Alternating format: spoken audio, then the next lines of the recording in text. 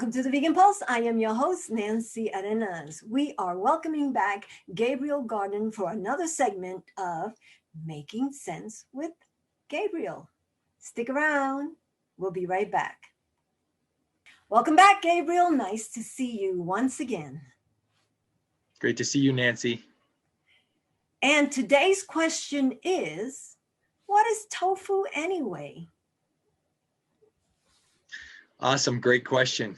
And of course, I didn't know this question beforehand, so it'll be fun to come up with an answer extemporaneously.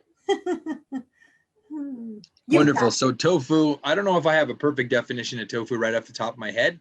Okay. But tofu comes from a soybean, right? And what they do is you can just put whole soybeans in a blender and you can just blend them up basically into like a soybean smoothie.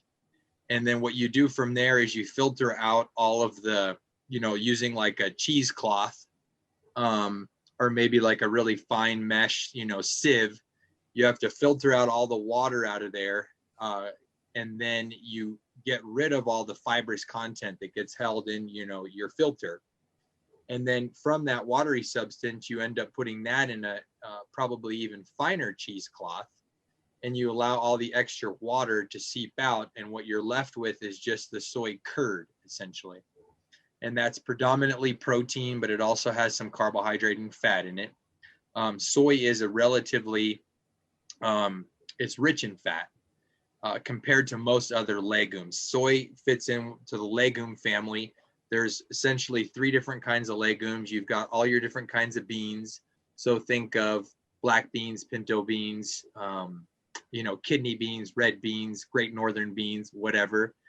Think of your lentils, red lentils, black lentils, green lentils, brown lentils. There's so many wonderful lentils to eat. And then different kinds of peas, but not green peas. We're thinking more split peas here and chickpeas. So think of chickpeas or garbanzo beans. They have 2 names: yellow split peas, green split peas, things like that. And soybeans fit into that first of those 3 that I named, those beans category. But they're all legumes. They're all wonderful for your health, including soy. But if you compare soy and peanuts, which are also a legume, but we happen to call them nuts because we roast them and we eat them a lot more like they kind of resemble more of a nut, like walnuts and almonds and things, the classic tree nuts.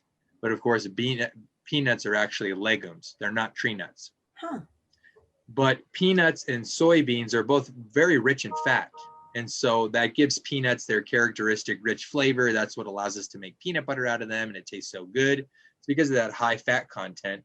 Soy is not quite as high in fat, but it's rich in fat. About 42% of its overall calories come from fat. And so that's why I would recommend people not considering it a food to eat a ton of all the time. Consider it equivalent to something like meat, even though it's certainly healthier than meat. But if you categorize it more or less based on its protein and fat content, it's classified as a medium fat kind of meat, more or less, right? Because of its high fat and high protein content.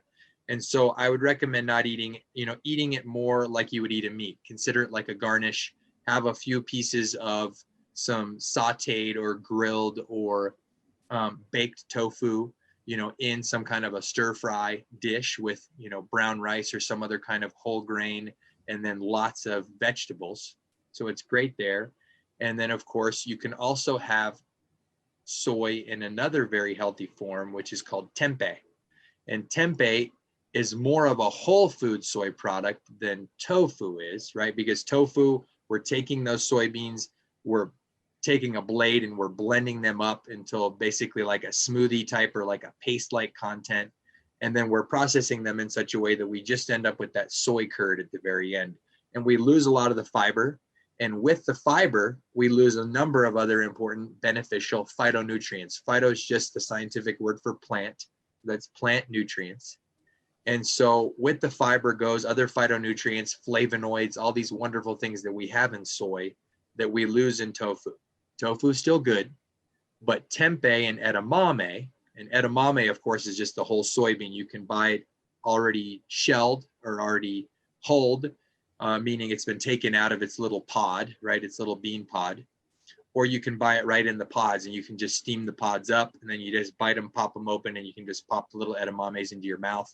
Or you can pop the little edamames into some kind of a stir-fried dish that you'd make, again, with some kind of whole grain and then a lot of veggies. But like I mentioned, so edamame is great, which is the whole soybean unprocessed. And then you also have tempeh, which is a fermented soy product. Wonderfully healthy. They usually just ferment it along with a grain like brown rice or bulgur wheat or something like that. And the fermentation process is really great because then you get some of these beneficial microbes, these beneficial bacteria that are used in the fermentation process that we then consume those. And that's really good too. And so tempeh is a really great way to consume soy also. But like I said, since it's kind of classified equivalent with like a medium fat meat, we don't want to eat it in large quantities, and probably not best also to eat it every single day. And if you do, keep the quantities really low. But that's why we have all these other wonderful legumes. More varieties better when it comes to nutrition, right? And there's a lot of good science to show that the more varieties of all different kinds of fruits, vegetables, legumes, whole intact grains, nuts and seeds, and then herbs and spices. So these are all of our wonderfully healthy whole plant foods. The more variety that we have of these things, our gut microbiome, which is the different kinds of microbiota or different types of bacteria that are living in our gut, are going to be more diverse. And the more diverse our gut is, the healthier our gut is. And then, of course, the healthier our gut is, the healthier we are as a whole as human beings. So diversity is key. So think about all those other legumes that we want to incorporate into our diet. Don't just think of soy as being the only one, because it's such a great replacement for meat if people are transitioning from a more animal product heavy diet to a more plant-rich diet, which we want to encourage everybody to do. So that being said, like I said, soy gets a bad rap. Tofu is, of course, a soy product, but there's a tremendous body of evidence, hundreds, if not thousands of studies that show that soy is protective for our health. Because it's so rich in antioxidants and all like these flavonoids and these other chemicals that are important phytonutrients, they do different things like help prevent cancer. There's been a number of studies that have shown among women who've had breast cancer, the ones who ate more soy were protected from recurrence of their cancer coming back in the future, right? So women who ate more soy were the most protected from having a recurrence of their cancer if they've already had breast cancer.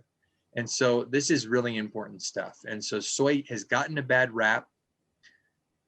Most of the GMO, which is that kind of buzzword, genetically modified organisms, most of the GMO soy is fed directly to all of the animals in our livestock industry to, fatten them up, bulk them up, and so that we can slaughter them more quickly and we can get them into the McDonald's and we can get them into all of the meats that we sell in the freezer aisle and the fresh meats that we sell in the deli, right? But again, most of that GMO soy is going to animals. And so for people that are scared about eating all this GMO soy, oh, it's so scary, oh, it's so unhealthy for me, it's best to minimize or eliminate our intake of animal products, because that's going to be one of the main sources where you're actually getting that GMO soy. The animals are going to eat it. They're going to store that food is going to be used to bulk them up, and then you're going to be eating their tissue. And so you're, in a sense, secondhand consuming all of that GMO soy. And the other predominant place that you may find GMO soy is they're going to use it in a lot of the soybean oil that's utilized in the ultra processed foods that we consume.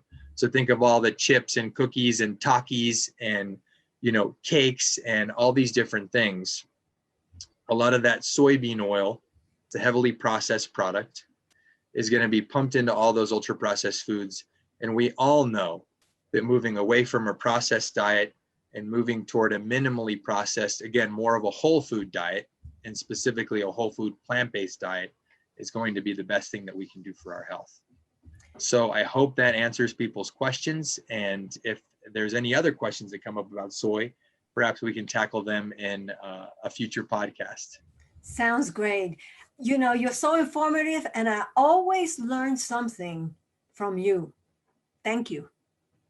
You're welcome. My pleasure. See you in the next episode down the line. Making Sense with Gabriel. Bye.